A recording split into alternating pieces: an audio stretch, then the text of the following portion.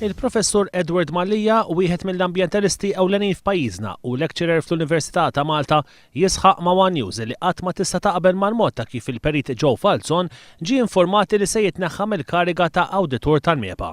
Jisħaq illi l-mod ta' kif Falzon ġie informat kien wieħed mill-iktar goff.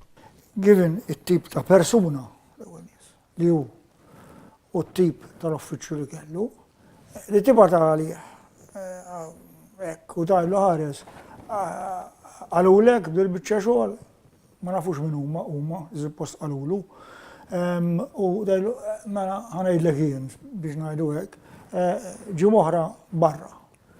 Hija mod daqsxejn aċċettabbli goff.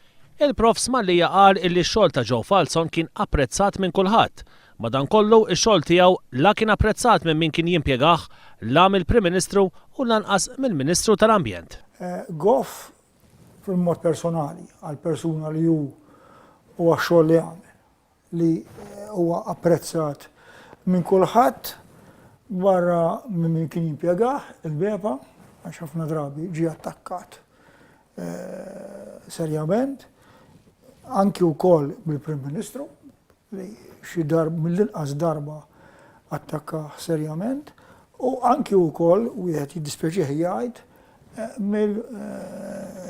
mill-Ministru preżenti tal-Ambjent, Dr. Mario Lamarco. Il-Professur Mallija jgħid li l-perit Falzon tul is-snin illi dam awditur tal-MEPA dejjem ħadem b'integrità sħiħa u li l-investigazzjonijiet tiegħu kienu jitlu f'ċertu dettall. Persuna bil-Malti ta' subaħ dritt illi qatt ma beża jgħid dak li jaħseb li hu korrett, despite li anki meta nerġa' ngħid ġie attakkat anki mill-Prim Ministru. Qal illi tant ma kienx jaf li se jitkeċċa illi baqa' jaħdem u jilqa' l-menti.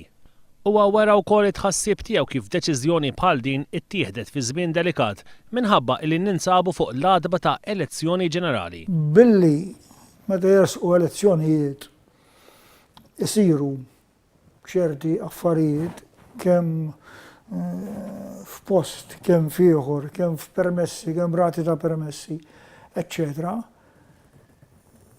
Jekk wieħed irid juri biċ-ċar li m'għandux jaħbielu għandu subaħ dritt,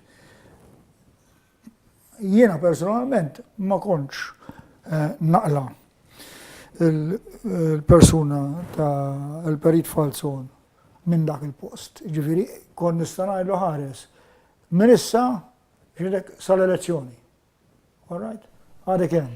Sa dan it-tant il-kap eżekuttiv tal-MEPA Ian Staffraġ qal li huwa sar jaf bid-deċiżjoni li Joe Falzon ma jibqax awditur tal-MEPA l-għada li sar jaf Falzon innifsu. Żied li jekk kif sar jaf bid-deċiżjoni huwa kkuntattja lill-uffiċċju tal-Ombudsman sabiex Falzon jibqa' jżomm il-kariga tiegħu sa meta jiġi mwaqqaf l-uffiċċju fih dan l-Ombudsman li se jkun responsabbli mill-MEPA.